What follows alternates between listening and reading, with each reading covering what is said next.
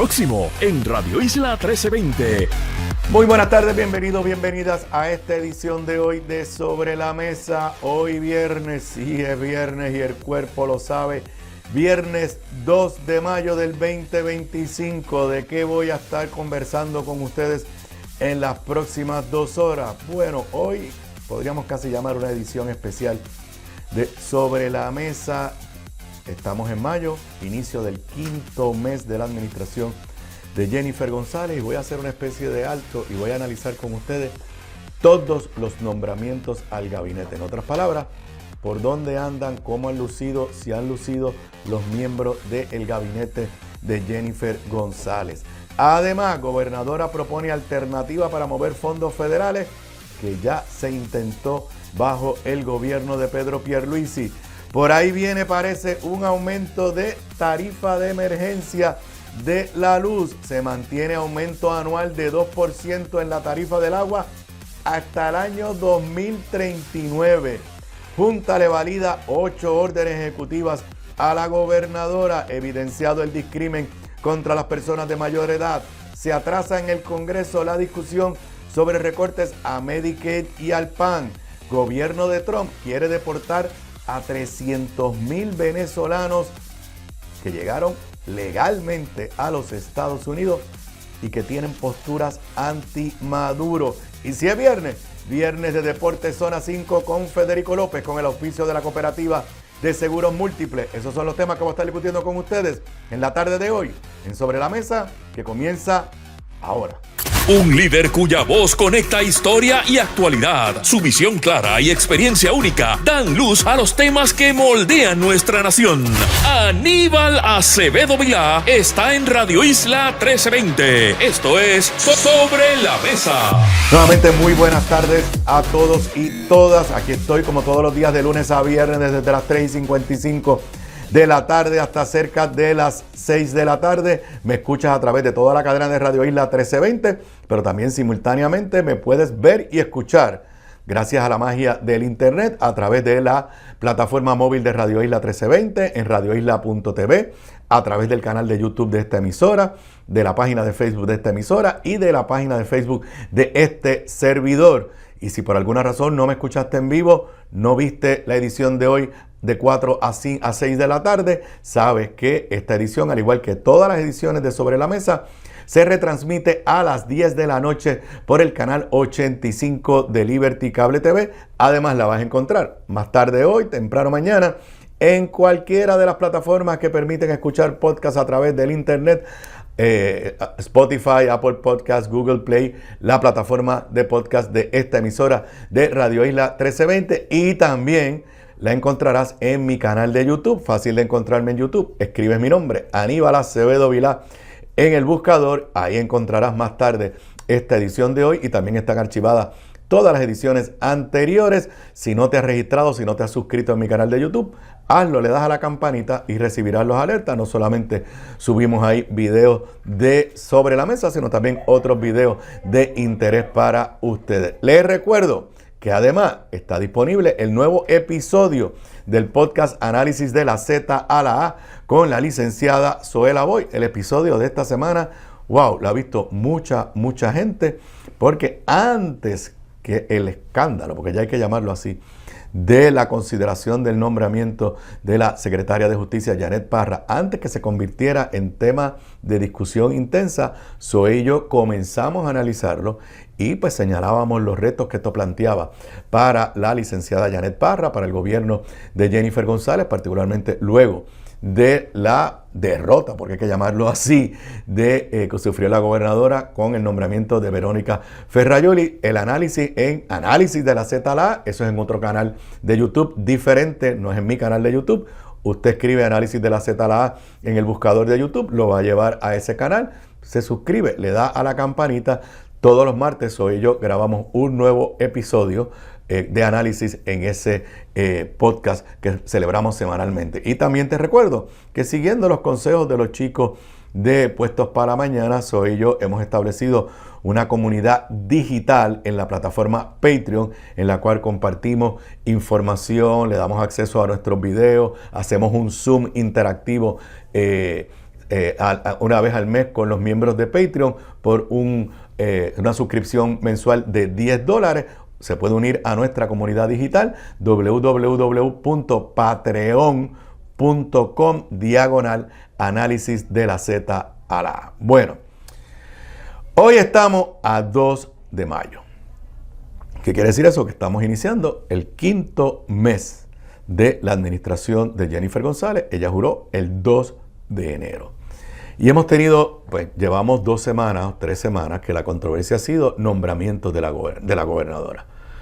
La crisis del nombramiento de Verónica Ferrajoli, cuando esa crisis terminó entre comillas. El domingo pasado comenzó inmediatamente el lunes la nueva crisis de la secretaria de Justicia. Ya habíamos tenido otros nombramientos controversiales. Y eso me puse anoche en mi casa a pensar y dije, fíjate, Aníbal, ¿por qué no haces un análisis de todo el gabinete? Hay una percepción de que la gobernadora y este gobierno ha estado sumamente lento. Un dato que quiero compartir con ustedes. Estamos a 2 de mayo. La gobernadora no ha dado su mensaje de Estado. La Constitución dice claramente, la Constitución de Puerto Rico, es más, déjenme ver si lo busco aquí rapidito. Voy a hacerlo aquí mientras estoy en vivo con ustedes. La Constitución dice claramente que el gobernador de Puerto Rico tiene que dar un mensaje de Estado al inicio de la sesión legislativa. Voy a buscarlo aquí entre los poderes del gobernador, las obligaciones del gobernador. Ajá, aquí está. Un segundito. Sección 4 del artículo 4 de la Constitución, que es el que tiene que ver con la rama ejecutiva. Cuando me habla de los deberes, funciones y atribuciones del gobernador, dice lo siguiente: presentar a la Asamblea Legislativa al comienzo de cada sesión ordinaria un mensaje sobre la situación del Estado. Eso es lo que llaman el mensaje de Estado. Dice al inicio de cada sesión ordinaria. La sesión empezó en enero. Estamos en mayo. La gobernadora no ha dado su mensaje de Estado. Ha tenido tiempo para dar un mensaje ahí sobre los 100 días. Ha tenido tiempo para hacer el podcast con su esposo. Sin embargo, el mensaje de Estado, que para mí es otra señal de la lentitud de este gobierno, porque el mensaje de Estado, además de hablar de los datos presupuestarios, y yo puedo entender con la ley promesa que el presupuesto se atrase, pero el mensaje de Estado es mucho más que eso. En el mensaje de Estado es donde el gobernador le presenta al país y a la Asamblea Legislativa sus planes de acción. Así que, 2 de mayo, no hay mensaje de Estado, no han puesto fecha para el mensaje de Estado, la Constitución dice que es al comienzo de cada sesión ordinaria. Así que a esa sensación de que estamos ante un gobierno sumamente lento, voy a compartir con ustedes el análisis desde mi perspectiva, cómo se ve cada uno de los miembros del gabinete y del equipo gerencial de la señora gobernadora. Le tengo que confesar que para poder hacer este análisis, en muchos casos tuve que buscar en el internet, porque ni yo, que tengo un programa de análisis diario, que participo en televisión, que tengo un podcast semanal, ni yo me acordaba de los nombres de muchos de los jefes de agencia. Vamos al análisis. Secretario de la Gobernación. El secretario de la Gobernación es la mano derecha de cada gobernador. Una posición extremadamente importante. La primera secretaria de la Gobernación que hubo en Puerto Rico se llamaba Sila Calderón, que administraba con mano férrea el gobierno de Rafael Hernández Colón.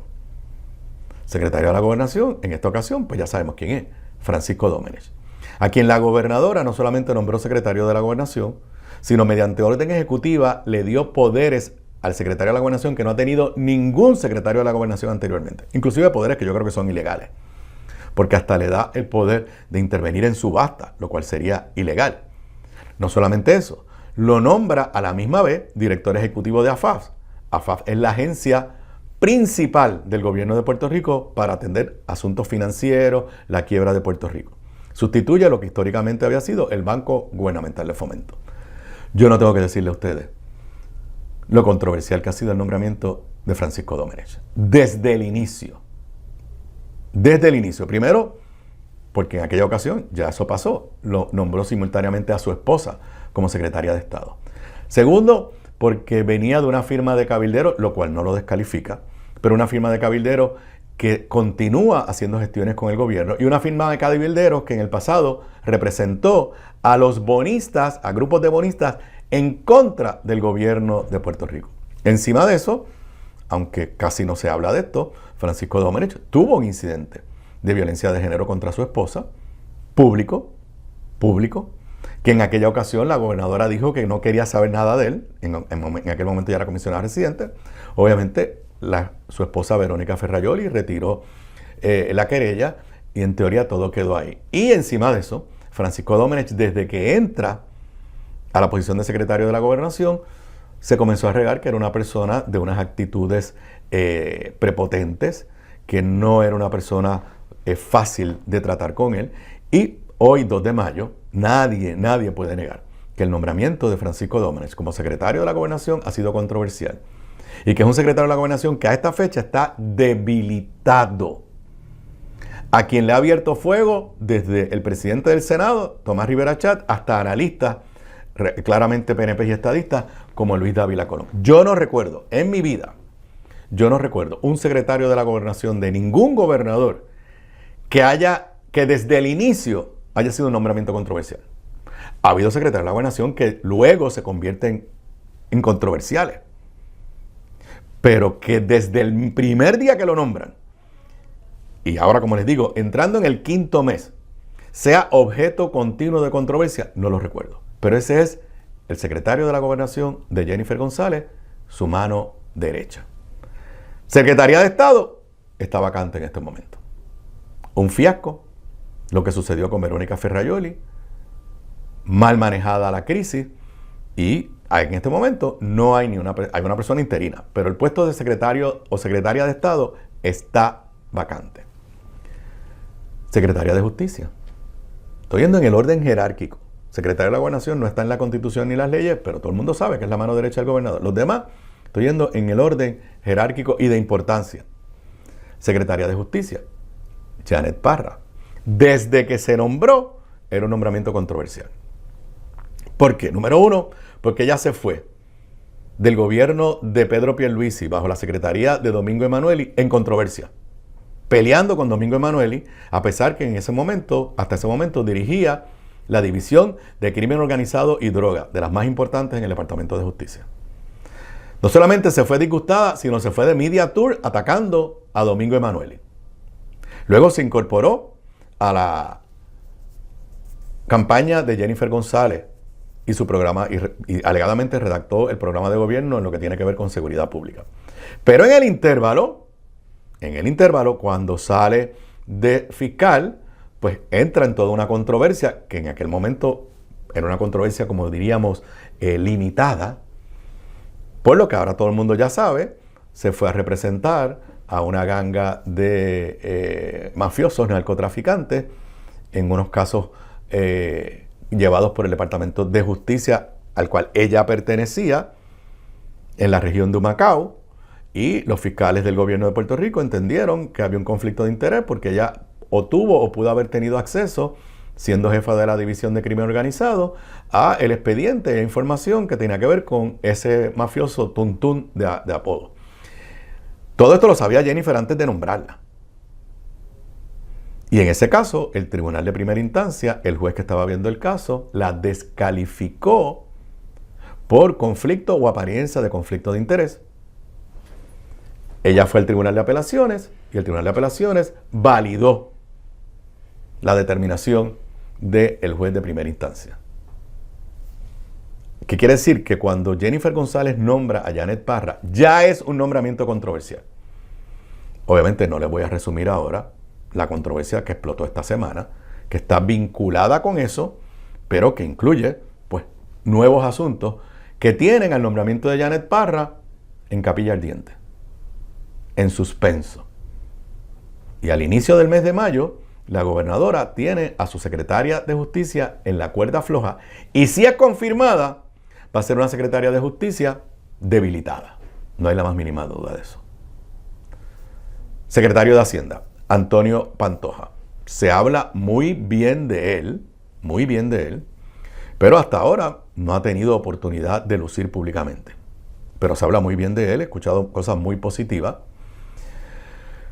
Lamentablemente fue víctima del affair Ferrajoli, porque el presidente del Senado lo llevó a testificar, curiosamente la misma semana de las planillas, una semana después de las planillas, lo llevó a testificar y pues se vio incómodo. Pero Antonio Pantoja podría ser una estrella de este gabinete, no le han dado cancha, no ha podido lucir, así que si lo comparamos con, por ejemplo, con el secretario Pared, que fue la estrella del gobierno de Pierluisi, Wanda Ricky Rosselló, Wanda y Pedro Pierluisi, pues le falta. Pero vuelvo y repito, todo el mundo habla bien de él, pero la inmensa mayoría de los puertorriqueños no saben quién es el secretario de Hacienda y si ven una foto no lo pueden reconocer y no pueden decir su nombre.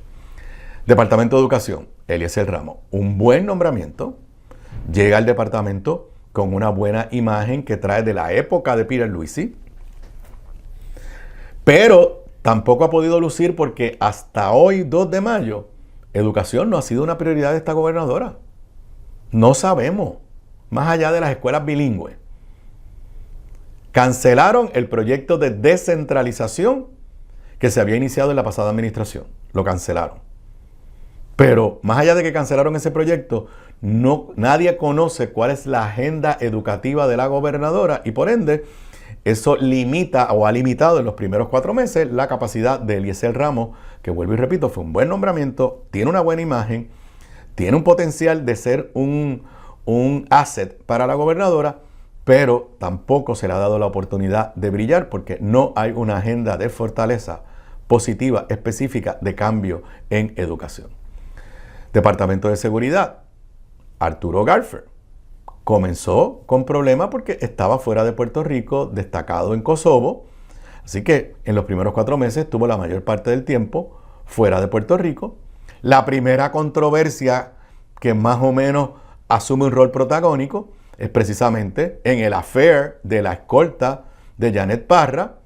Pero además de eso, Garfer es secretario del DSP.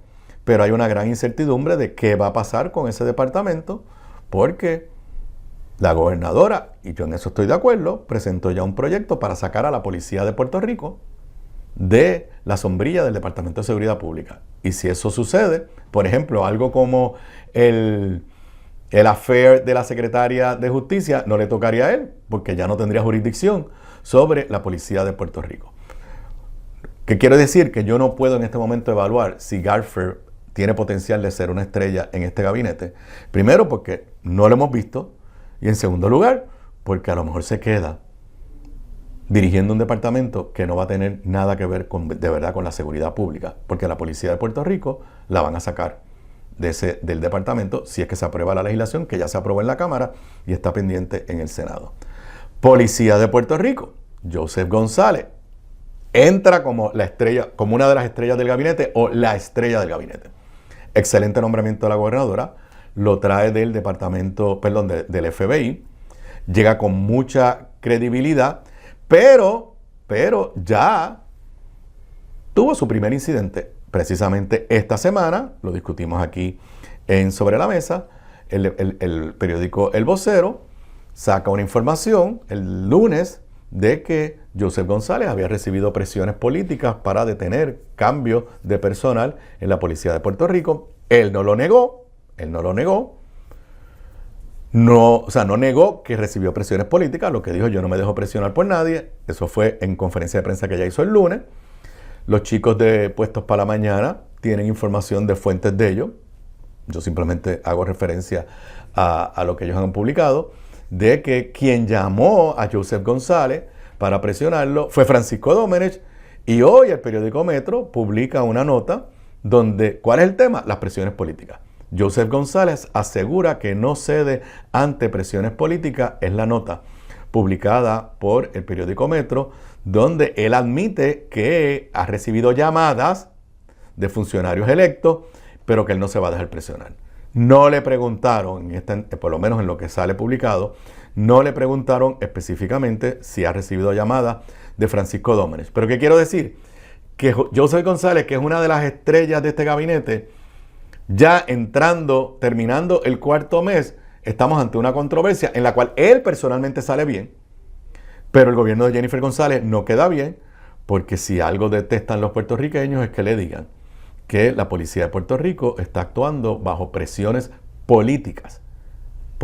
Y levanta la interrogante de si Joseph González se siente o se va a sentir cómodo en la posición que tiene en este momento, y ni hablar de si la salida o permanencia dentro del Departamento de Seguridad Pública se convierte en una controversia dentro del equipo de la gobernadora. Energía, las APP, nombraron a Josué Colón, anterior director ejecutivo de la Autoridad de Energía Eléctrica, le pusieron el título de SAR de Energía, no han presentado la legislación sobre el SAR de Energía, lo que hay es una orden ejecutiva. Josué Colón es la estrella del gabinete, definitivamente, pero aquí sucede algo bien curioso. Todo el mundo habla bien de Josué Colón, pero a la misma vez todo el mundo está diciendo que no pasa nada positivo en el tema energético. Así que ahí lo que hay es, como diríamos, el jurado está deliberando. La gran prueba de fuego para Josué Colón y para esta administración va a ser el verano. Que ya, aunque desde el punto de vista de las estaciones, el verano no comienza hasta junio, en Puerto Rico, como las clases se acaban en mayo, para todos los puertorriqueños, ya el verano está a la vuelta de la esquina. Así que si termina mayo y empiezan los apagones, pues creo que el hecho de que Josué Colón sea la estrella de este gabinete podría pagar las consecuencias de esa sensación de que en el tema energético, Luma, nadie sabe qué pasa con el contrato de Luma, genera todo eso. Hay esa sensación de que no hay movimiento. Y antes de irme a la pausa, porque voy a continuar con este análisis, el COR 3, una de las grandes, la gobernadora hizo dos grandes promesas: energía eléctrica y mover los fondos federales. Para mover los fondos federales, en la campaña dijo que iba a eliminar el COR 3. Bueno, a esta fecha no lo ha eliminado y todo el mundo entiende que fue una promesa de campaña politiquera. No lo puede eliminar. Pero sí despidió a Manuel Lavoy y nombró a un señor que se llama Eduardo Soria para sustituir a Manuel Lavoy. Manuel Lavoy era muy mediático, sabía cómo comunicar.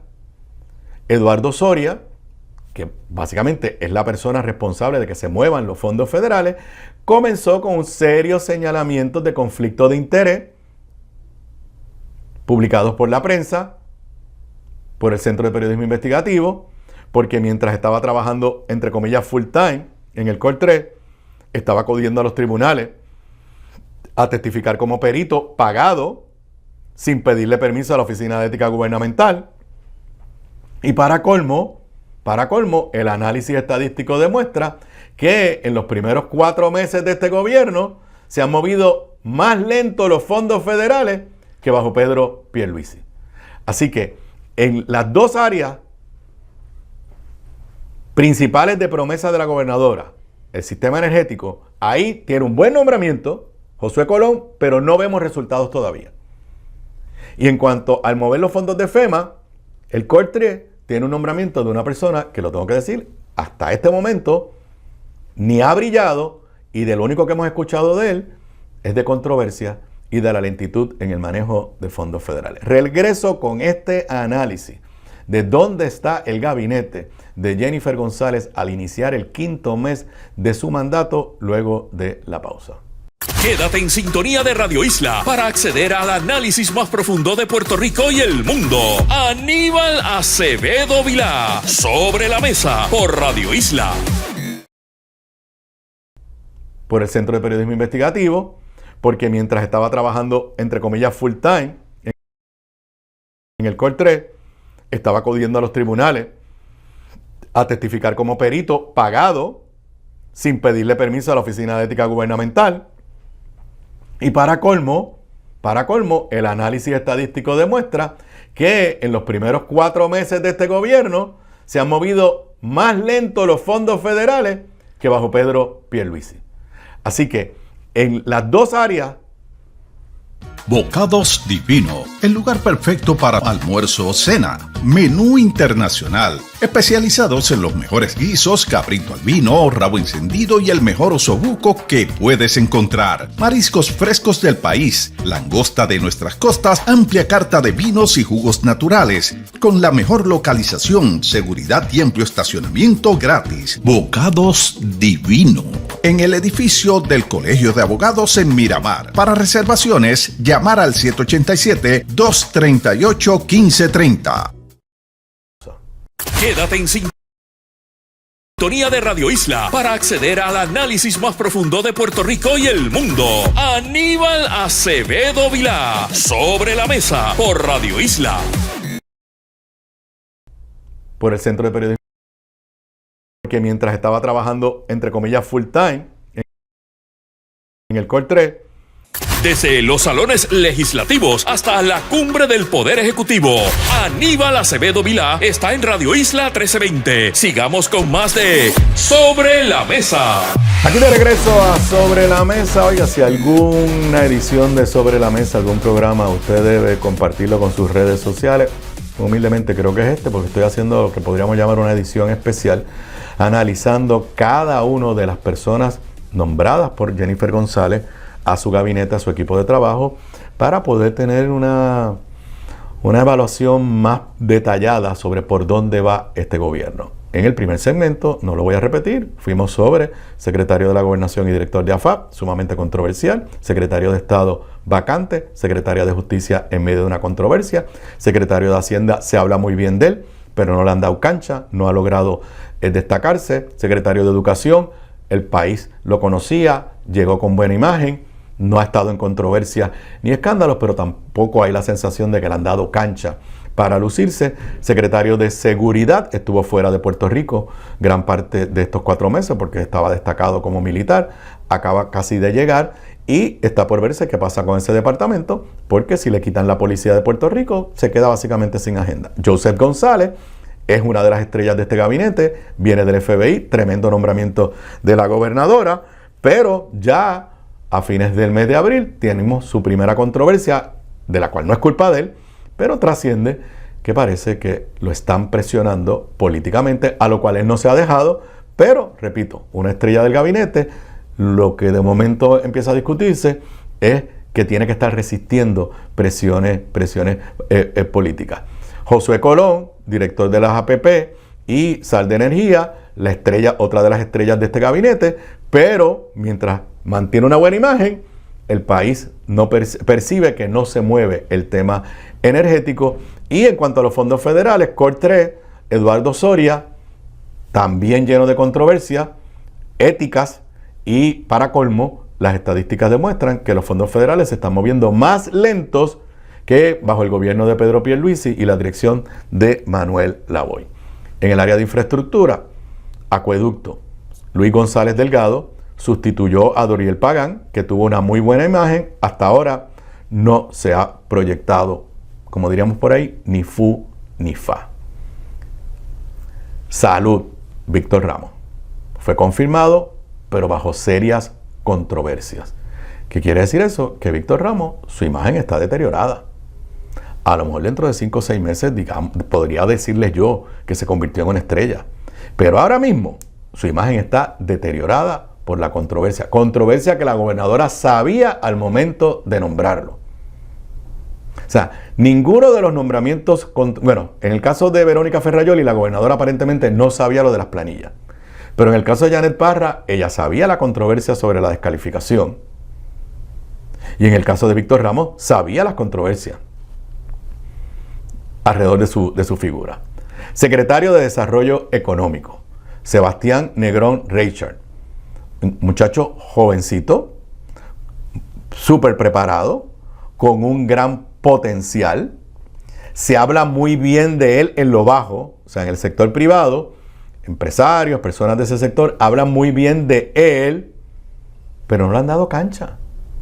La inmensa mayoría del país no sabe quién es el secretario del Departamento de Desarrollo Económico.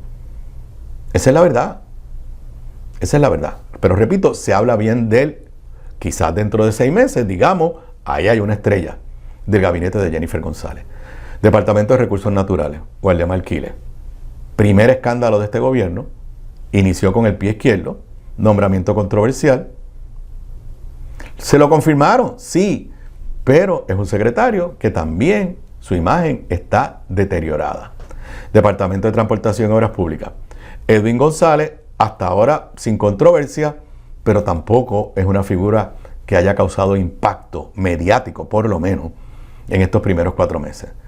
Departamento del Trabajo, Nitza Irizarry, no la han confirmado, es más, ni tan siquiera la han llevado a vistas públicas, nadie sabe por qué. De su ejecutoria, ni fu ni fa, no hay mucho que podamos decir. Es más, si yo no le digo, yo tuve que buscar el nombre. Y la cara no la puedo ni recordar.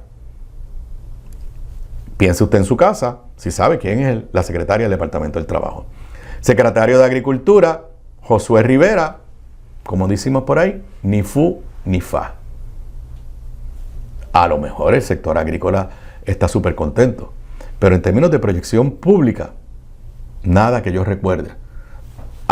No ha habido controversia, no ha habido escándalo. Si el test es que no haya escándalo para ser buen secretario, pues a lo mejor. Departamento de la Familia, Susan Roy ha tenido bastante exposición pública hasta ahora, pues porque el tema de los maltratos de menores, el tema de los viejitos abandonados, todos esos temas son temas que le tocan al Departamento de la Familia.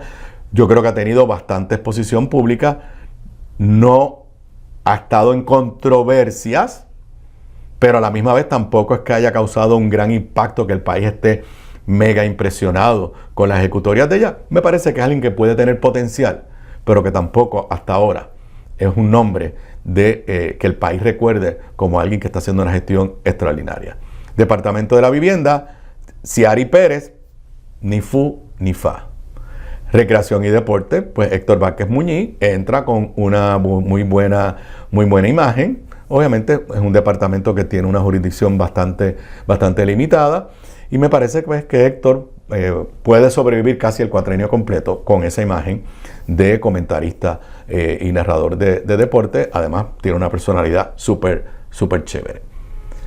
A esta fecha no se ha nombrado por la gobernadora director ejecutivo de ACES. ¿Qué es ACES? La agencia que administra la tarjeta de salud. Programa que está bajo amenaza de recortes federales. Tienes a un secretario de salud, Víctor Ramos, debilitado por las controversias públicas, y tienes a ACES sin llenarse la vacante. Yo no entiendo por qué la gobernadora no ha llenado esa vacante. Es un puesto extremadamente importante. Administra el programa de fondo, uno de los programas el programa de fondos federales que más dinero recibimos directamente del gobierno de los Estados Unidos. Vacante. La temporada de huracanes está a la vuelta de la esquina. Ayudante general de la Guardia Nacional, vacante. Vacante en el sentido de que ella haya hecho un nombramiento. Igual que en ACES hay una persona interina. En la Guardia Nacional está el ayudante general que dejó Pierluisi, pero la gobernadora hace unas semanas atrás en una conferencia de prensa le hicieron la pregunta y dio a entender que está buscando otra persona. O sea, ella no ha dicho me quedo con el actual ayudante general. Que obviamente se me han quedado algunas agencias pequeñas, pero he ido con ustedes uno por uno de los miembros del gabinete y lo tengo que decir. El resumen es nombramientos controversiales, personas que a esta fecha nadie sabe lo que han hecho o lo que van a hacer, que no han tenido proyección, y los positivos, que vuelvo y repito, básicamente son positivos que ya el país sabía que eran buenos. Educación, SAR de energía y seguridad, que tienen un que todo el mundo entran con buena imagen. No se le ha dado todavía la oportunidad, o por lo menos no han logrado proyectar cambios profundos, y hay varios que tienen tremendo potencial en papel, como el secretario de Desarrollo Económico, como el secretario de Hacienda, pero no les han dado cancha. Y ahí termino con esta reflexión. Quizás alguien dirá que estoy siendo injusto con algunos de estos jefes de gabinete, pero quizás tampoco han lucido. ¿Saben por qué? Porque lo único que hemos vivido durante estos primeros 4 meses son controversias, que la inmensa mayoría de ellas son responsabilidad de la propia fortaleza o de los jefes de agencia que entraron en controversia, son hechura propia. Y esos espacios que se tragó la controversia del secretario de Recreación de Recursos Naturales, el secretario de Salud, la secretaria de Estado y ahora la secretaria de Justicia. Todos esos espacios de controversia que se van en los programas de análisis, en los periódicos, son espacios que se le niegan a los jefes de gabinete que a lo mejor están haciendo cosas positivas, pero que no hay forma de comunicarlas. Si tenemos una impresión de que es un gobierno que pisa y no arranca, me parece que con este análisis que he hecho de cada uno de los secretarios, jefes de agencia, tenemos que concluir que no es una percepción, que es la realidad que está viviendo el país. Regreso luego de la pausa. Quédate en sintonía de Radio Isla para acceder al análisis más profundo de Puerto Rico y el mundo. Aníbal Acevedo Vilá, Sobre la Mesa, por Radio Isla. Desde los salones legislativos hasta la cumbre del Poder Ejecutivo, Aníbal Acevedo Vilá está en Radio Isla 1320. Sigamos con más de Sobre la Mesa. Aquí de regreso a Sobre la Mesa, hoy viernes y el cuerpo lo sabe, viernes 2 de mayo del 2025. Luego de terminar este análisis que he hecho, que como dije podemos llamarlo una edición especial de Sobre la Mesa, el análisis que hice sobre los miembros del gabinete, vamos a algunos temas de actualidad. Lo mencioné cuando hablé del Core 3 en este análisis. Una de las principales promesas de la gobernadora fue mover los fondos federales que no se movían. Curiosamente, ese era uno de los principales objetivos de Pedro Pierluisi cuando juró el 2 de enero del 2021. O sea, Pedro Pierluisi se veía a sí mismo como que su gran logro iba a ser mover los fondos federales. Fracasó. La gobernadora, en parte, hizo campaña contra Pedro Pierluisi, repitiendo, yo me he fajado buscando fondos federales, como comisionado residente, y no se mueve. Y prometió que se iban a mover. Ya sabemos, lo dije ahorita cuando hablé del director del Core 3, los datos oficiales evidencian que durante los primeros 4 meses de este año se movieron menos fondos federales de FEMA que durante todos los trimestres del año pasado de Pedro Pierluisi. En otras palabras, que la llegada de Jennifer y los cambios en el Core 3, el efecto que tuvieron ha sido de detener el flujo de fondos federales.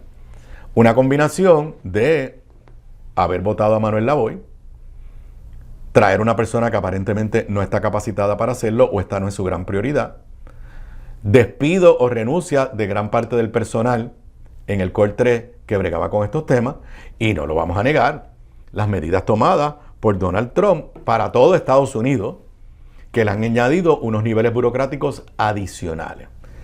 Ayer les comentaba que estaba en Puerto Rico el administrador de FEMA, se reunió con la gobernadora, anunciaron unos proyectos para el control de la vegetación y unos chavos para Luma, pero yo les decía ayer en el programa, y él habrá preguntado a la gobernadora si van a suavizar ese nuevo requisito burocrático que FEMA ha impuesto para todo Estados Unidos. De eso no se habló. Hoy la prensa recoge como algo positivo, página 9, gobernadora busca ampliar el uso del fondo rotativo mediante proyecto de ley. Nota de Gloria Ruiz Cuila. La gobernadora Jennifer González anunció ayer que sometió a la Asamblea Legislativa un proyecto de ley para ampliar el fondo rotatorio con el fin de que obras de construcción de infraestructura crítica puedan comenzar a ejecutarse usando fondos estatales. No lo explica Gloria, pero esto básicamente es un fondo que se creó bajo el gobierno del cuatrienio pasado, para, en lo que llegaban los fondos federales, utilizar fondos estatales y permitirle a los municipios y agencias que recuerdan que ellos tienen que pagar de su bolsillo y después pedir reembolso, y si estaban pelados o están pelados, pues tener de dónde hacerlo. Dice la nota, el fondo rotatario de $750 millones fue creado por el Departamento de Hacienda mediante la resolución conjunta número 85 del 18 de noviembre del 2020. O sea, esto viene desde la época de Wanda Vázquez, pero no fue hasta marzo del 2021, bajo el gobierno de Pedro Pierluisi, que se aprobaron las guías para establecer cómo se podía usar. Busca adelantar fondos mediante préstamos agencias del gobierno central, corporaciones públicas, instrumentalidades y municipios antes de recibir partidas bajo el programa de FEMA. Lo que está haciendo Jennifer es presentando unas enmiendas a ese proyecto. Pero me dicen a mi fuente que eso fracasó ya. Fracasó porque, como todo en Puerto Rico, para que un municipio pudiera tener acceso al fondo rotatorio, había que pedirle permiso, o una agencia de gobierno, había que pedirle permiso. ¿A quién? A la Junta de Control Fiscal. Y la Junta de Control Fiscal, como eso es un préstamo, acabo de leerle ahí lo que dice, mediante préstamo, le exigía a los municipios y a los demás que solicitaban un análisis como fueran a coger un préstamo en el Banco Popular o en cualquiera de los bancos, o en Oriental Bank, o en First Bank, para mencionar los tres puertorriqueños. Tenía que hacer estado financiero, evaluarle el crédito, y se convirtió en más requisitos burocráticos. Muy pocos acabaron solicitándolo, y algunos que lo solicitaron acabaron devolviendo el dinero porque no podían cumplir. También me dicen que aunque aquí habla que iba a tener 750 millones de dólares, nunca el gobierno de Puerto Rico lo pudo fondear, como se dice por ahí, y que lo más que llegó a tener son 60 millones de dólares. ¿Qué les estoy diciendo? Que esto que la gobernadora anunció ayer ya se intentó. Yo no sé si las enmiendas que ella está proponiendo van a resolver los problemas que hubo bajo el gobierno de Pierluisi, pero no funcionó. Cita textual a la gobernadora: los términos, condiciones y requisitos que puedan establecerse en las guías o reglamentos respecto a la otorgación de estos fondos son emitidos por el secretario del Departamento de Hacienda y el director ejecutivo de AFAF en coordinación con el COR3, reconstrucción. O sea, yo leí la nota y yo no sé si esto resuelve los problemas que tuvo, pero quiero que sepan que no es una idea nueva, que se intentó bajo Pedro Pierluisi y que no despegó. Inclusive invito a la prensa a que le pregunten al alcalde si pudieron o no pudieron usar el fondo rotatorio y si creen que en este momento el fondo rotatorio puede ser la gran solución a los problemas de acceso a fondos federales bajo los programas de FEMA. Al final del día, número uno, este anuncio de la gobernadora es un reconocimiento de que no han logrado revocar la determinación de Donald Trump de añadirle requisitos burocráticos a FEMA.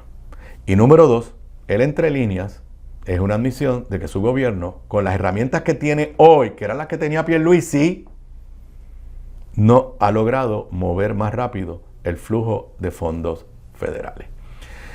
Y hablando del tema energético, la primera parte, pues le eché flores a Josué Colón como nombramiento, pero a la misma vez dije que hay una percepción de que no hay grandes cambios en el tema energético. Hoy el periódico Noticel, en una nota que no está en ningún medio, nuevamente una nota de Oscar Serrano, con el titular siguiente, dice: se atrasa sin fecha tarifa eléctrica provisional de julio, pero puede haber una de emergencia. Esta semana la gobernadora, cuando habló de la petición de Luma y le dijo a Luma que todo el mundo tiene derecho a pedir lo que quiere y que ella quería rebajar y eso no quiere decir que se va a lograr, la gobernadora también pasó desapercibido, reconoció en esas expresiones que había la posibilidad de un aumento en la tarifa de emergencia. Ok, déjeme explicarle esta noticia o darle contexto. Por mandato de ley, la tarifa fija de luz en Puerto Rico se tiene que revisar cada cierto tiempo. Una cosa es la tarifa fija y otra cosa es el ajuste ese que nos aprueban cada 3 meses para arriba y para abajo. La tarifa fija, la última vez que se revisó fue en el 2018. El negociado de energía comenzó un proceso ordenado por ley y requerido por la Junta de Control Fiscal, en el cual se suponía que nos dieran una nueva tarifa el 1 de julio, tarifa, no el aumento este de cada 3 meses, aumento para arriba o para abajo, una tarifa provisional para el 1 de julio y que luego se revisara probablemente para fin de este año, principio del próximo, y tuviéramos la tarifa permanente. Ahí en esa tarifa provisional y la tarifa permanente es donde la Junta quiere meter todos los chavos que hacen falta para pagarle a los pensionados y para que Luma y Genera tengan dinero suficiente para los trabajos de infraestructura que se supone que hagan. ¿Qué sucede? Oscar Serrano descubre que el negociado de energía emitió recientemente una orden a petición de Luma que cambia las fechas. Dice la nota de Oscar Serrano: determinaciones en el negociado de energía del negociado de energía y el oficial examinador a cargo de la revisión tarifaria trastocaron el plan que se conocía hasta ahora sobre el proceso para desarrollar una nueva tarifa básica de energía eléctrica y también el desarrollo del plan integrado de recursos. Hasta la semana pasada, Luma debía radicar este miércoles los documentos para que el 1 de julio estuviera la tarifa provisional. Todo eso se ha cambiado. No quiere decir que no nos van a aumentar la tarifa. Simplemente que ahora las fechas quedan en el aire. En el aire. Sin embargo, la nota dice que hay por ahí corriendo la necesidad o una petición. Dice: todavía queda la posibilidad de que el operador de la red someta en representación de la Autoridad de Energía Eléctrica una solicitud de aumento de emergencia para cubrir asuntos como el pago de las pensiones, el cual el gobierno ni la Junta todavía han planteado cómo se pagarán, que no sea mediante un aumento a la tarifa. ¿Qué quiere decir eso? Que no se sorprenda, hoy es viernes, si en algún momento aparece el anuncio de que hay una revisión por aumento de emergencia, que lo anticipó la gobernadora, pero por otro lado, que la revisión de tarifa, que el cantazo parece que no va a ser el 1 de julio. Yo no quiero ser negativo y pesimista en un viernes, pero antes que termine este año 2025 nos van a espetar un aumento en la tarifa básica de la Autoridad de Energía Eléctrica. Regreso luego de la pausa. Quédate en sintonía de Radio Isla para acceder al análisis más profundo de Puerto Rico y el mundo. Aníbal Acevedo Vilá, Sobre la Mesa, por Radio Isla. Desde los salones legislativos hasta la cumbre del Poder Ejecutivo, Aníbal Acevedo Vilá está en Radio Isla 1320. Sigamos con más de Sobre la Mesa. Aquí de regreso a Sobre la Mesa, hoy viernes 2 de mayo, entrando en la segunda hora de la edición de hoy. Recuerden que hoy es viernes, y si es viernes, viernes de Deportes Zona 5 con Federico López, y mucho que analizar de deportes activos y en etapas críticas, muchas de las ligas de deporte que Fede y yo y ustedes seguimos. Pero yo quisiera que un viernes le diera una buena noticia. Ahorita hablaba, como saben, a los que me han sintonizado tarde, en la primera parte de la edición de hoy he hecho un análisis secretario o jefe de agencia por jefe de agencia, un análisis por dónde anda el gabinete de Jennifer González, o más que nada la imagen de los miembros del gabinete ante el país. Mencioné, por ejemplo, que en el caso de la Autoridad de Acueductos y Alcantarillado hay un nuevo director ejecutivo o presidente ejecutivo, se le llama allí, Luis González Delgado. No ha tenido mucha ocasión de brillar, no ha estado en controversia, pero está sustituyendo a Doriel Pagán, quien, no se puede negar, tuvo una muy buena imagen en sus gestiones al mando de la Autoridad de Acueductos y Alcantarillado. Pero, al margen de quien la dirige todos los años, estamos recibiendo y nos están espetando un aumento de 2% en la tarifa de la Autoridad de Energía Eléctrica. ¿Eso por qué sucede? Porque eso es un mandato de la Junta de Control Fiscal y está en el plan fiscal. Bueno, pues el periódico El Nuevo Día, página 9, nota de Manuel Guillama Capella, pues no tiene una nota no muy positiva. Si usted creía que el 2% de aumento anual iba a desaparecer, no va a desaparecer. No solamente no va a desaparecer, lo tenemos espetado hasta el año 2039. Leo de la nota del periódico El Nuevo Día, página 9. Aunque en las vistas de transición gubernamental se discutió la posibilidad de eliminar o mitigar los incrementos anuales en la factura del agua, paréntesis mío, en otras palabras, aunque el gobierno de Jennifer González, entrante, nos creó la expectativa de que podía eliminar ese aumento anual, ahora vuelvo a la nota, el plan fiscal propuesto por la Autoridad de Acueductos y Alcantarillados a la Junta de Supervisión Fiscal mantuvo el ajuste del 2% hasta por lo menos el año fiscal 2039. Repito. Primero, en la comité de transición dijeron, a lo mejor lo podemos quitar. Ahora, el plan que el gobierno de Jennifer González le está presentando a la Junta mantiene el aumento anual del 2% hasta el año 2039. De acuerdo con la Junta, que en pasados días emitió una notificación de incumplimiento a la propuesta de revisión del plan fiscal, los aumentos periódicos sirven como la principal medida fiscal para generar recaudos incrementales que cubran costos operacionales ascendentes y las obligaciones del servicio de la deuda, mantener suficiente liquidez para financiar los múltiples depósitos requeridos por el fideicomiso de acuerdo maestro y en última instancia balancear los presupuestos. La comunicación suscrita por el director ejecutivo de la Junta, Robert Mujica, detalla que de no implantar los aumentos que han entrado en vigor cada 1 de julio desde el 2022, resultaría en un déficit estructural de casi 2.600 millones. Es esencial que la autoridad continúe aplicando anualmente ajustes tarifarios modestos o proponga medidas presupuestarias alternativas para cerrar el déficit. El consenso entre Acueducto y la Junta, por lo tanto, descarta por el momento que se revise la política de aumentos como habían contemplado miembros del comité de transición de la gobernadora Jennifer González, que apuntaron a que el proyecto de reemplazo de contadores por equipos inteligentes que debe ejecutarse por los próximos 5 años, redundaría en recaudos adicionales que podrían acercarse a los $100 millones. Los contadores inteligentes, en principio, deben producir mayores recaudos al medir el consumo de agua con mayor precisión. Tras su designación más temprano este año, el presidente ejecutivo de la autoridad, Luis González Delgado, había indicado que cualquier revisión de los aumentos debía guardar una evaluación del funcionamiento de los nuevos contadores.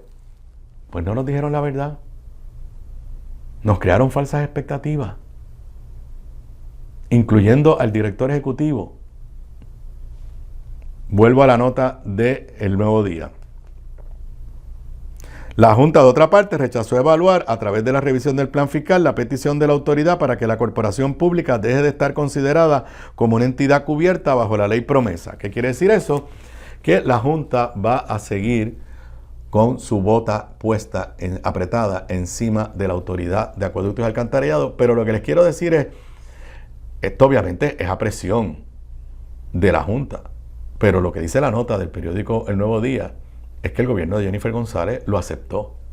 Que todo lo que nos dijeron en el comité de transición y lo que nos dijo el director ejecutivo cuando entró en nuevas funciones y entró en febrero, era letra muerta. Nos estaban creando falsas expectativas. En notas, otra nota que tiene que ver con la Junta de Control Fiscal. Recordarán que esta semana la Junta le había mandado una cartita regañando a la gobernadora, en la que le dijo: gobernadora, usted tiene que enviarnos todas las órdenes ejecutivas. Y eso es lo que dice promesa. Y Jennifer lo sabe. También antes de eso, la Junta había mandado una carta específicamente con una orden ejecutiva, la que creaba una nueva agencia a nivel de Fortaleza. Una entidad, no recuerdo el nombre ahora, pero que básicamente era para atender, tema que voy a mencionar ya mismito, a la población de mayor edad. Y en aquella carta la Junta le había dicho: esto cuesta dinero. Además, suena a que vas a tener conflictos o estás repitiendo funciones que tiene la Procuraduría de las Personas de Edad Avanzada y el Departamento de la Familia. Bueno, el periódico Metro nos trae una nota, no la he visto en ningún otro medio. La Junta avala 8 órdenes ejecutivas de la gobernadora. Dice la nota, la Junta de Supervisión notificó a la gobernadora la aprobación de 8 órdenes ejecutivas emitidas recientemente tras determinar que no son significativamente inconsistentes con el plan fiscal. Sin embargo, la Junta reiteró la importancia de someter estas medidas para revisión previa conforme lo exige la ley federal promesa. ¿Cuáles fueron las órdenes que le aprobaron? La creación de la Fundación del Palacio de Santa Catalina, la promoción de libre competencia en procesos de subasta pública, el establecimiento de un proceso expedito para evaluar exenciones contributivas a entidades sin fines de lucro, la creación de la Oficina del Tercer Sector y Organizaciones Comunitarias, la creación de la Oficina de Base de Fe y la concesión de días libres en abril cargados a vacaciones. Comento yo, ahí no está la orden ejecutiva que creaba esta entidad para darle apoyo a las personas de edad avanzada. En otras palabras, esa orden ejecutiva que la gobernadora la anunció con bombos y platillos hace como mes y medio, 2 meses, y ni ha nombrado a nadie para dirigirla, ni la ha vuelto a mencionar, ni necesariamente. Es más, yo estoy seguro que esa entidad no existe. Firmaron la orden ejecutiva, estoy seguro que no han hecho nada. Pero esa que la Junta específicamente le dijo, me tienes que explicar, esa no está en esta lista. Y obviamente faltan otras órdenes ejecutivas. Dice la nota de Metro, aunque la Junta expresó su apertura al diálogo y colaboración con el gobierno, subrayó que futuras órdenes deben ser sometidas antes de su emisión para cumplir con la política pública de revisión establecida por la ley federal. También se reservó el derecho a emitir observaciones adicionales o remitir información relevante a otras autoridades de ser necesario. Entonces, la gobernadora sobre este tema había dicho durante la semana, yo voy a traducírselas y se las voy a enviar y les identificaré de dónde vamos a sacar el dinero. Pero yo no tengo por qué decirle a nadie y mucho menos a una junta todos los pasos o consultar. Yo entiendo su función y entiendo que tienen que revisarlas y entiendo que tienen que ver de dónde sale el dinero. Así que yo estoy de acuerdo en ese sentido de proveer la información y a base de la política pública yo estoy entendiendo cuáles son las prioridades y cuáles no. Y hay unas prioridades que para mí ya no están ahí y que me generan unos ahorros. Y hay otras que fueron los compromisos programáticos que sostuvimos con el pueblo que hoy estoy identificando cómo pagar. Repito, para mí yo entiendo que todavía hay órdenes ejecutivas que firmó la gobernadora que están en el limbo y que la Junta no ha decidido si las va a aprobar o no. La más importante para mí es esa que les mencioné, donde creaba una agencia, una entidad para darle apoyo a los programas de las personas de mayor edad. Repito, yo creo que eso está en el limbo. Y hablando de las personas de mayor edad, historia de primera plana del periódico Primera Hora de hoy, cada vez es más visible, desenmascaran el discrimen por edad. Estudio de AARP, entidad que tiene aquí un programa todos los jueves después de Sobre la Mesa. Estudio de AARP revela que en Puerto Rico se sigue normalizando el edadismo y la conducta errada de cuestionar la capacidad y las decisiones que toman personas en los 50 años o incluso más jóvenes quienes se sienten marginadas. Dice la nota aquí del estudio hecho por AARP, su director estatal, el amigo José Acarón, dice una nota de Frances Rosario. Pese a que Puerto Rico está habitado por una comunidad envejecida, los adultos mayores piensan que, entre comillas, la sociedad en general está dirigida con una perspectiva de juventud. Cierra las comillas. En general, este ambiente promueve que el discrimen cultural y en el ambiente laboral hacia los adultos mayores sean percibidos como predominantes en nuestra sociedad. Más allá, ha ocasionado que la gente que ha experimentado el discrimen por edad esté más propensa a internalizarlo y por lo tanto tener una visión negativa del envejecimiento. Según concluye un estudio revelado por la organización AARP Puerto Rico ante la conmemoración de este mayo del mes de los adultos mayores. De hecho, el estudio apunta que el 21% de los 719 entrevistados señalaron que envejecer es deprimente. Además, un 66% de los adultos mayores sienten estar más propensos a tener experiencias negativas relacionadas a la edad, como pudiese ser que lo estafen. Y a cada rato estamos escuchando campañas, este soy yo, de orientación, de estafa que se están generando por ahí, la mayoría de ellas dirigidas a personas de la edad mayor. En la actualidad, vuelvo a la nota, Puerto Rico ocupa la 4ª posición en envejecimiento a nivel mundial, donde cerca del 40% de la población es mayor de 50 años y los mayores de 60, incluyéndome yo, superan ya el 30%. Esto es un problema serio. Estamos viviendo un cambio demográfico dramático, Y esto requiere unos cambios de políticas públicas, unos cambios de actitud, unos cambios de educación. Yo tengo que felicitar a AARP por las gestiones que hacen, que son encomiables para atender a esta población. Bueno, y como todos los días tenemos que hablar de Mr. Donald Trump, las cosas que hace, algunas que nos afectan directamente y otras que no nos afectan directamente, pero nos deben indignar. Les había dicho al inicio de esta semana que esta semana se iba a empezar a discutir en el Congreso y se iban a empezar a salir detalles sobre los recortes en fondos federales y que obviamente nuestro ojo iba a estar atento a los recortes en fondos federales de programas que podrían afectar grandemente a Puerto Rico.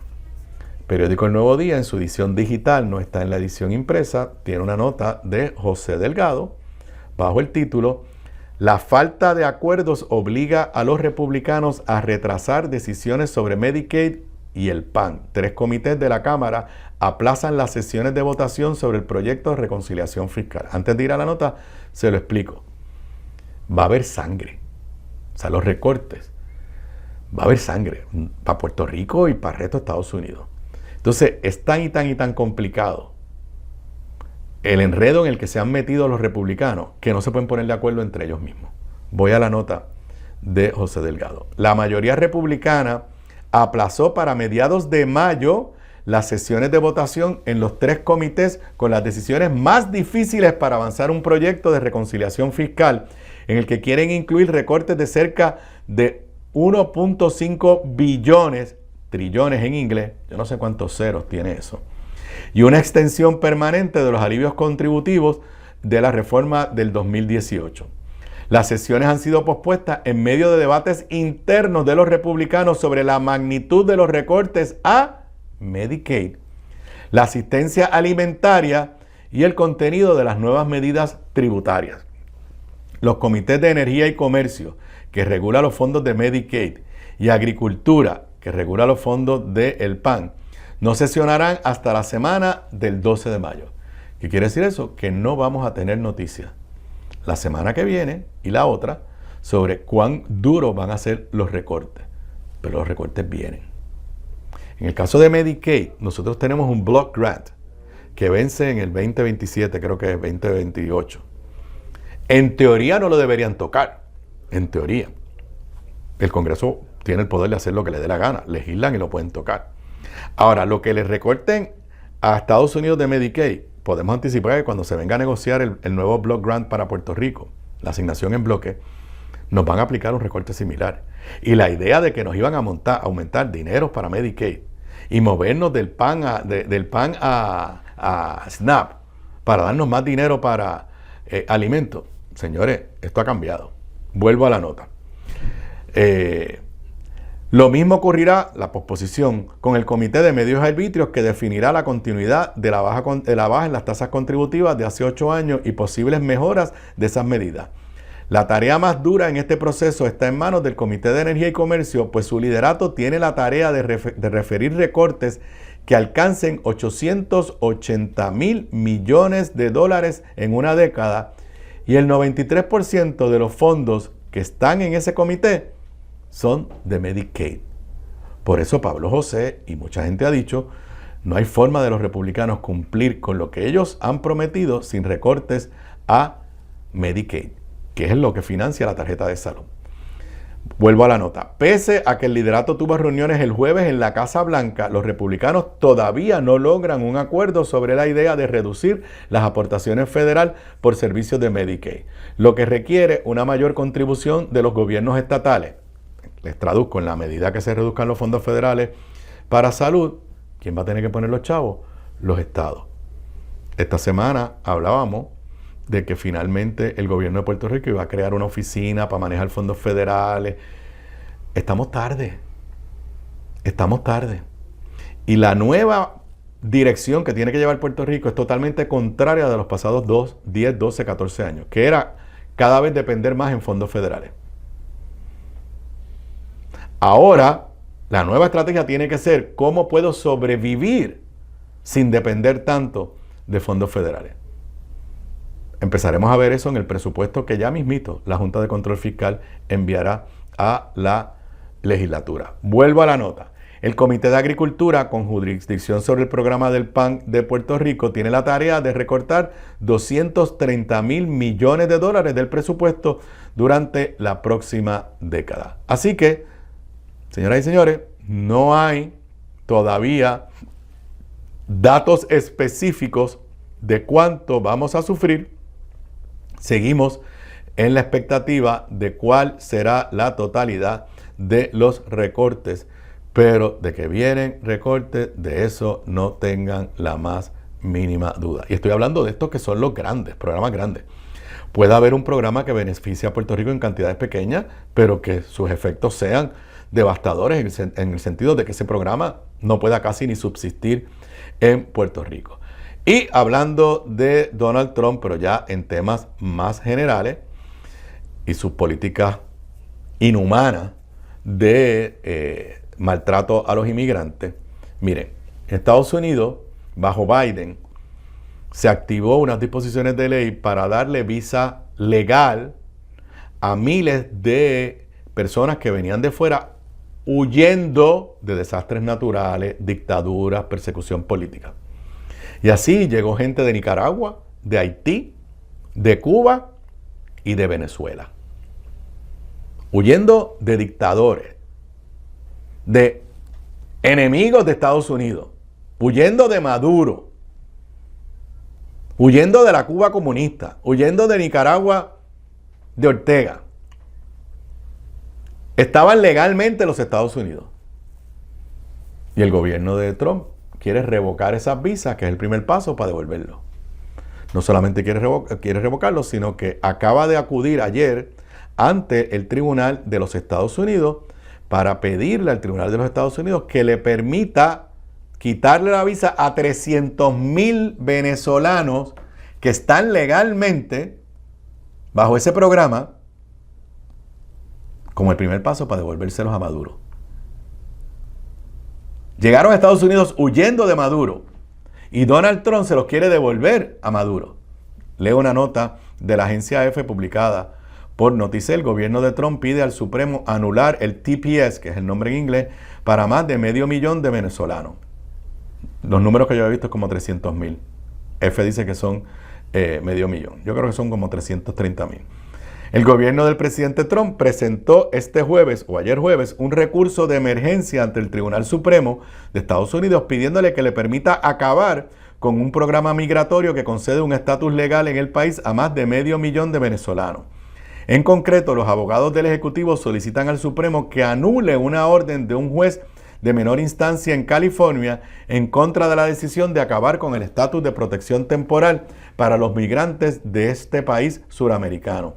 En el documento, la administración argumenta que el TPS para Venezuela va en contra del interés nacional de los Estados Unidos y que el judicial no tiene la potestad de decidir asuntos de política migratoria urgente. El TPS es un programa migratorio gestionado por el Departamento de Seguridad Nacional, Homeland Security, y que da un estatus migratorio a las personas de países que están atravesando situaciones humanitarias graves o desastres naturales. Poco después de asumir el poder en enero, el gobierno de Trump decidió acabar con el TPS para los venezolanos y la secretaria de Seguridad Nacional, Kristi Noem, calificó a los beneficiarios de este programa como desgraciados y criminales. Yo quisiera saber qué dicen los venezolanos de Miami. Yo quisiera saber qué dicen los anticomunistas, republicanos. O sea, el gobierno de Donald Trump, que lo que tiene es una obsesión racista, esa es la palabra, contra los hispanos, en su afán de blanquear a Estados Unidos. Dijeron que esto era para inmigrantes ilegales criminales. Después nos enteramos que se estaban llevando inmigrantes indocumentados que no tenían récord criminal.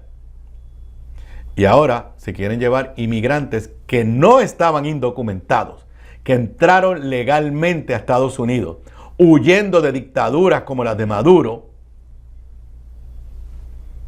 ¿Y dónde están los republicanos de aquí? ¿Dónde está Jennifer González? En silencio. Regreso con Deportes Zona 5 luego de la pausa. Quédate en sintonía de Radio Isla para acceder al análisis más profundo de Puerto Rico y el mundo. Aníbal Acevedo Vilá, Sobre la Mesa, por Radio Isla. Desde los salones legislativos hasta la cumbre del Poder Ejecutivo, Aníbal Acevedo Vilá está en Radio Isla 1320. Sigamos con más de Sobre la Mesa. Aquí de regreso a Sobre la Mesa y finalmente llegamos a hablar de deporte. mucho que hablar de deporte. Muchas ligas a la misma vez. Creo que me ha ido muy bien esta semana. Saludos, Fede, que te tengo en persona hoy aquí. Me ha ido bien. Digo, para yo adelantar, que ganó Quebradilla. El Barça tuvo un juegazo. Boston pasó. Boston en béisbol está ahí en la pelea. Pero vamos a los detalles. ¿Con qué empezamos? Todo bien, Aníbal. Saludos a todos. Deportes Zona 5 es traído ustedes por Seguros Múltiples. Imagínate si no los tuviera. Se dice todos y todas. ¿Qué cosa dije? Dijiste todos, nada más. A mí me están educando. Iba a hacer un comentario, pero me iba a echar tanta gente en contra que no lo voy a hacer, te lo digo fuera del aire. No, mira, vamos a empezar por el BCN. Qué bueno por el bien y la salud de este segmento, que se acabó la racha de derrotas de los criollos. Sí, de los piratas. Eso se me quedó, ¿verdad? De los piratas. De los piratas, sí, ganamos uno por fin. Al fin, sí. Mira, ayer juegazo entre los criollos y los gigantes. ¿Viste ese juego? Vi el último quarter, que fue... O sea, yo estaba siguiéndolo en el celular, las estadísticas. Espérate, ¿viste el overtime entonces? Por eso vi el overtime, por eso vi el final y el overtime. Y entonces... Canóvanas Carolina estaba ganando cómodo. Y de momento cuando veo que se pega, digo, espérate, voy a buscarlo en YouTube. ¿Sabes que ayer estaba viendo la transmisión? Bueno, la primera vez que estuvieron adelante desde el primer quarter fue en el overtime. Sí. Estaba viendo la transmisión y me dio una risa porque tú no me relajas, pero me dices como que Caro Novas, que siempre digo Caro Novas, y la gente en la transmisión decía, decídanse o Carolina o Canóvanas, pero algo tienen que decidirse. Y yo, Caro Novas, mejor. Mira, no, tú lo dijiste, o sea, los Gigantes de Carolina estuvieron arriba gran parte del juego. Si miran la gráfica, no la podemos enseñar lamentablemente, pero la mayoría del juego, y de repente los criollos, cuando tenían que aparecer, apareció Cuco López. Espérate, y Capo. Metiendo de 3. O sea, Cuco y Capo, la evolución que ha dado Cuco es increíble. Pero Capos con Wilhelm Muscanen, yo creo que esa relación ha sido lo mejor que le ha pasado a Capo. Porque yo he visto a Will con Capo y esa relación ha llevado a esto, lo que estamos viendo ahora de Capo. Y qué jugadorazo, o sea, el último, para que sepan, la victoria fue para los criollos 87-85 en tiempo extra allá en Canóvanas. Así que impresionante. Y oye, creo que es el primer juego que veo en televisión, en YouTube. La cancha se ve muy bien. La cancha se ve espectacular.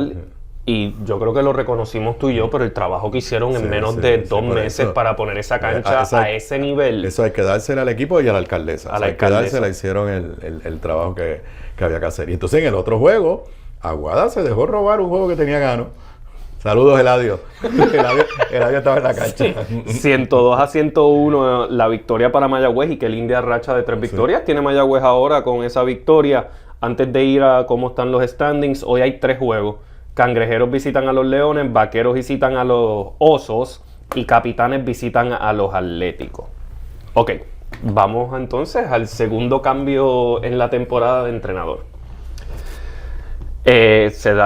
Sale Iván Río de los Osos de Manatí y antes de decir quién entra, sale Flor Meléndez como gerente general, y salió todo el cuerpo técnico. Porque según explicó Flor, ellos tenían un acuerdo de que si salía uno, se iban todos. Qué curioso. El detonante fue el juego contra los Indios de Mayagüez. Que lo tenían gano. Estaban arriba por 9 puntos. Faltando como 40 segundos era, o 1 minuto. Faltando 1 minuto. 1 minuto. Y pues... pasó lo que pasó. Fue victoria para los Indios. Al otro día citan a todo el mundo a una reunión, lo explicó Flor, y se tomó la decisión.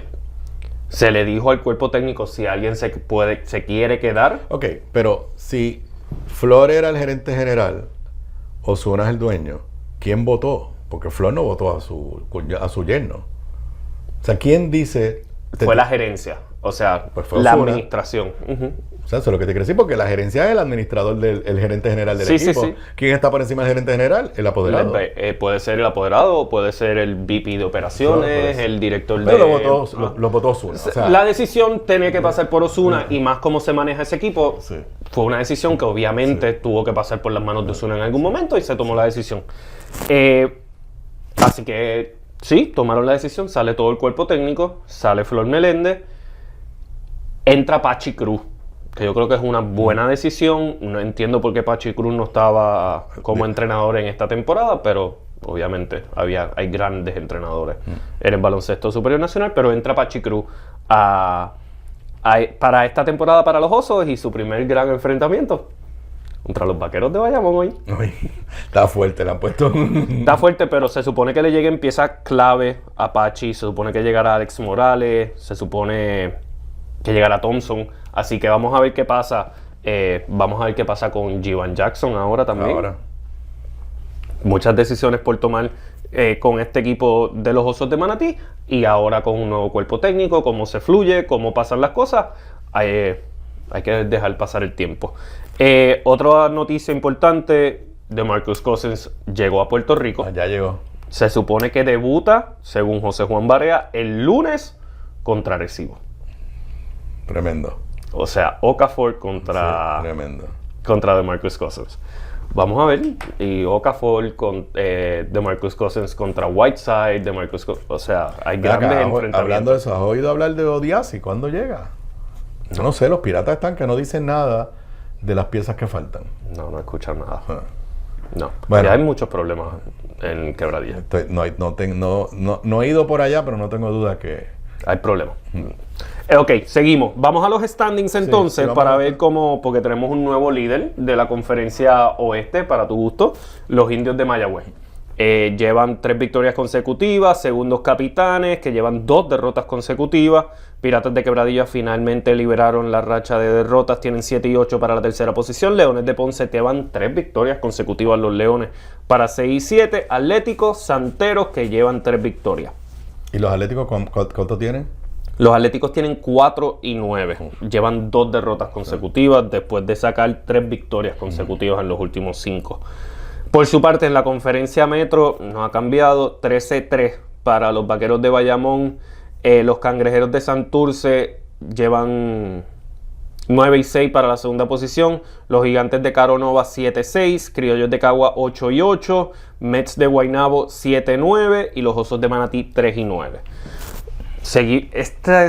Este grupo, esta conferencia, se ganan entre sí mucho, porque fue lo que pasó. Los Cangrejeros han sacado victorias.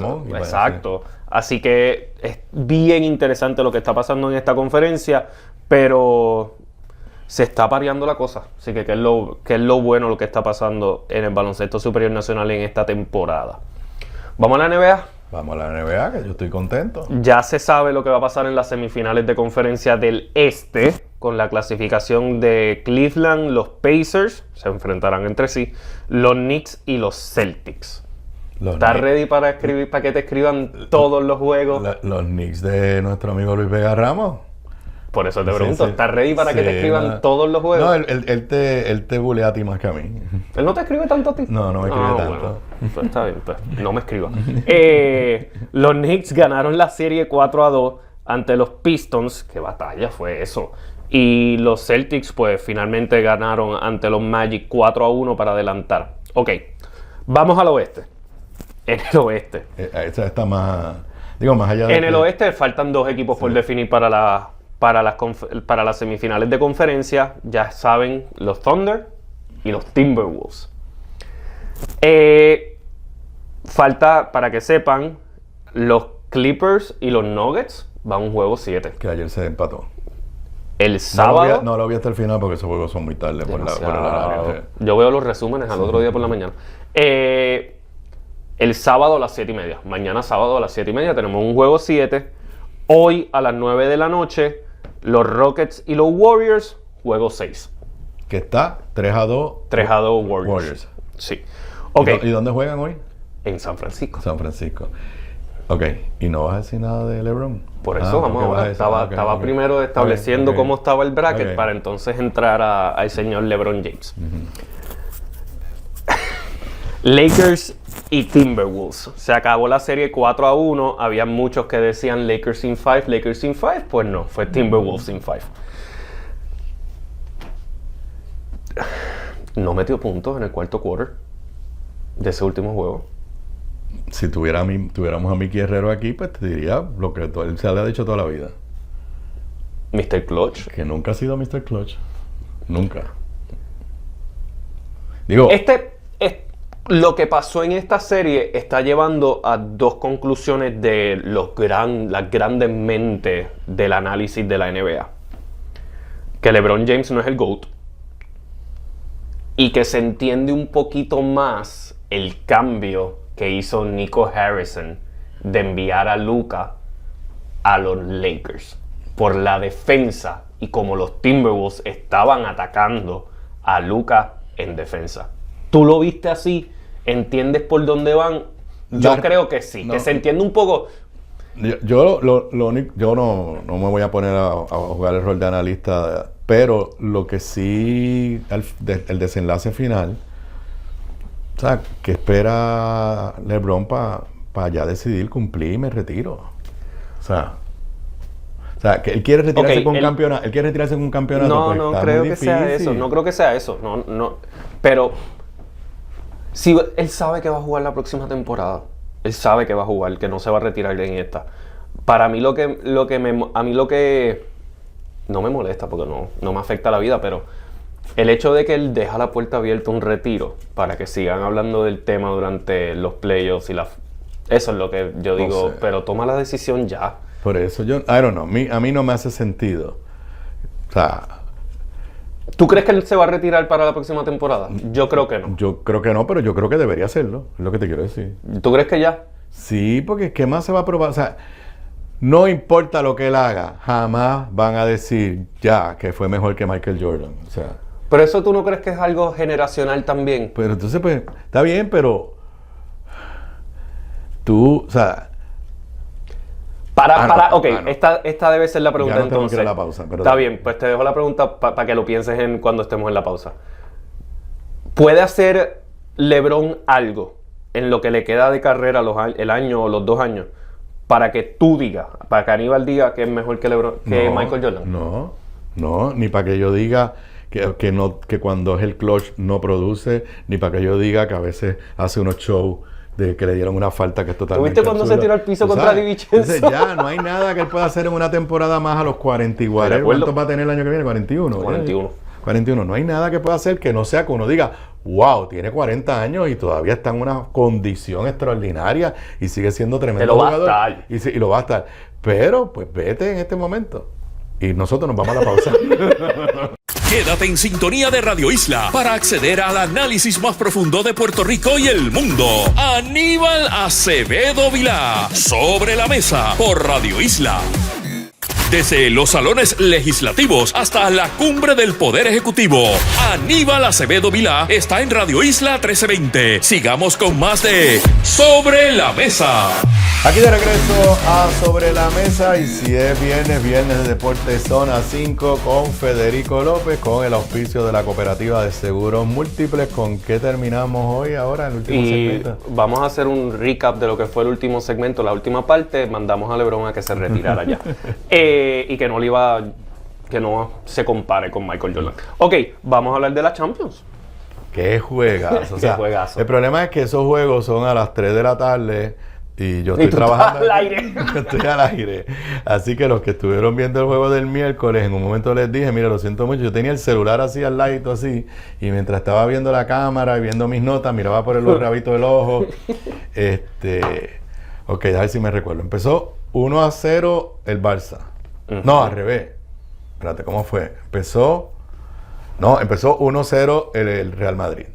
Digo, el Inter. El Inter. Después 2-0 el Inter. Después vino el golazo de Lamine Yamal, que lo he visto 1450 veces en mi timeline de Twitter, porque todo el mundo lo reproduce, es una cosa, y ahí todo el mundo dijo, anda pa. Entonces después se empató 2-2. Ferran. Después se va 3-2 a favor del Inter y acaba 3-3. Exacto. Un juegazo. Los que digan que el fútbol es aburrido, saludos Miki, saludos Eladio, no entienden nada de nada. No entienden nada de nada, están acostumbrados al boxeo o a la lucha libre o lo que sea, pero Lamine Yamal. Dios mío. Lamine Yamal. 17 años, va a cumplir 18 ahora en julio, así que queda mucho. Increíble. Y llegan al próximo juego, que es el martes, el 6 de mayo, la vuelta, como les dicen, ida y vuelta, 0-0. Así que... Claro, es allá en Italia, en Milán, pero yo no sé, o sea, el Barça jugó superior, pero acabó 3-3, o sea, pero si tú me dijeras quién se merecía haber ganado, se lo merecía haber ganado el Barça, y yo creo que terminan, como vinieron de remontada, terminan inspirados. Yo no sé si Lewandowski va a poder jugar esta semana, que está lesionado, esa parte no sé. Pero nada, va a ser tremendo juegazo. Va a ser tremendo juegazo, pero esa es la magia del fútbol. Que tú dices, no, el Barça se merecía más la victoria. Y a lo mejor el Barça jugó y dominó la posesión del balón 95% de las veces. Pero el fútbol en un abrir y cerrar de ojos está un defensa donde no tiene que estar y hay gol, así que... Sí. Eso es lo que Miki y Ladio no entienden. En el fútbol, tú solamente puedes ir al baño en la mitad, no puedes ir antes, porque si vas antes, ahí viste la jugada, que ese fue el juego. Esto lo explicaba Alberto García, que era el secretario general de FIBA América, argentino, así que entiende las dos cosas, y era árbitro de FIBA, árbitro. Cuando Papa mete el ficotazo, él era uno de los árbitros. Él decía, en el baloncesto, cuando el rankeado número 1 juega contra el 225, se nota la diferencia. Y generalmente, si juegan 10 veces, va a ganar 9, tal vez el número 1. En el fútbol, en un abrir y cerrar de ojo, el 295 le puede dar la sorpresa y se puede dar. Y ese es el llamativo del fútbol, que uno nunca sabe lo que puede pasar. Nada, fue tremendo juego, la gente lo está comentando, y esta semana pues sabremos quiénes pasan a la final de la Champions. Exacto. Bueno, vamos a la Liga también, que hay juegos, estamos en la jornada 34. O sea, el Barça está a punto de adelantar para la posible tripleta. Exacto. No lo digan mucho. No, yo soy... Pues mañana sábado el Barça enfrenta a Valladolid. El Real Madrid también juega el domingo contra el Celta. En la tabla sigue la diferencia de 4 puntos. Exactamente. ¿Quién está primero? El Barcelona. Solo para asegurarlo. Sí. Ok. Mira, vamos a hablar de la Liga de Voleibol Superior Femenina. Las Criollas de Cagua, a una victoria del campeonato, vencieron en el mínimo de parciales a las Cangrejeras de Santurce, así que todo se puede acabar hoy. ¿Dónde juegan hoy? En la Roger Mendoza de Cagua. Saludos, abuelito. Saludos. Donde ya han ganado en 2 ocasiones allí. Las Criollas han dominado en 3 parciales, así que se repetirá la historia. Tenemos nuevas campeonas en esta temporada. Vamos a ver lo que pasa. Pero regresamos. Eso será hoy a las 8 de la noche. Ok, vamos a las mayores. Hablamos de la división este, obviamente de la americana. Boston lleva 2 derrotas consecutivas. Pero los Yankees llevan una. Los Yankees llevan una. Estamos a 2 juegos. Estamos ahí. Están ahí. Está interesante. Me gusta lo que está pasando, honestamente. Y están parejos. En los últimos 10 juegos llevan 5-5. Así que se está dando eso. 18-13 los Yankees, 17-16 Boston, 15-16 Toronto, 14-17 Tampa y 12-18 los Orioles. Eso obviamente el este del americano, donde nos enfocamos mucho, no sé por qué, en este programa deportivo. En cuanto a los importantes para Puerto Rico, los Twins de Minnesota 13-9 están cuartos en la Central de la Americana. Los Tigres están 20-12 primeros en la Central de la Americana. Los Mets de Nueva York 21-11. En el este de la Nacional están primeros y tienen una ventaja de 3.5 juegos ante los Phillies de Filadelfia, 17-14. Y ahora hay que estar pendiente también a los Bravos de Atlanta, 14-16, donde regresó Rosario, lo dijimos el lunes. Así que muy interesante lo que está pasando. Y ahora los Dodgers, que llevan 5 victorias consecutivas, regresaron al tope del oeste de la Nacional. Tienen 21-10, ventaja de 1.5. Y Lindor sigue caliente. Lindor sigue caliente, espectacular lo que está haciendo Lindor. Me gusta verlo así, se ve tranquilo, se ve energético. El capitán. Y los Mets están adelante con 3.5. Sí, en el este de la Nacional, aunque han perdido 2, pero tú sabes que eso es falta demasiado de esta temporada regular para saber lo que va a pasar cuando venga octubre y se eliminen los Yankees como es de costumbre.